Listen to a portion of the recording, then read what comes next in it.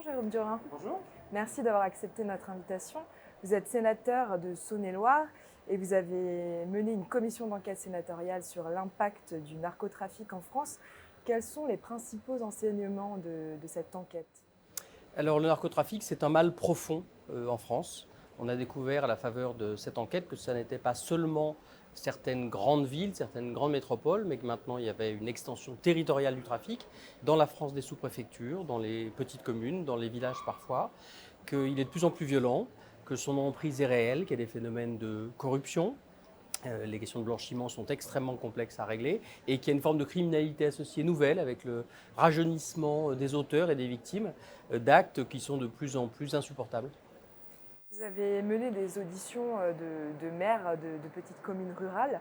Est-ce que vous avez des exemples en tête à nous partager de ce narcotrafic qui prend sa place maintenant dans les communes rurales?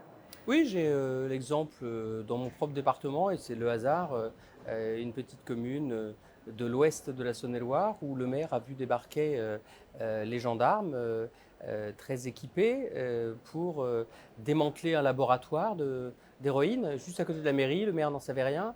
On a cet exemple d'un maire d'une commune côtière qui a vu des ballots de cocaïne déferler sur ses plages. On a des villes moyennes où jusque-là les règlements de compte violents n'existaient pas et qui commencent à en être victimes eux aussi. Donc vous voyez, c'est une extension qui touche tout le monde. La lutte contre le narcotrafic, justement, c'est plutôt une compétence régalienne. Quel est le rôle que peuvent jouer les maires dans ce domaine pour faire face? Ils ont un rôle d'alerte. Moi, ce qui m'a surpris à l'issue de ce travail, c'est que finalement la France entière a découvert l'impact du narcotrafic, pas les maires. Et beaucoup de maires, notamment les maires de grandes villes qui étaient plus anciennement touchés, étaient déjà très très au fait des conséquences, de l'ampleur, de la gravité du phénomène. Donc leur rôle, c'est être là pour signaler. Ce sont des capteurs.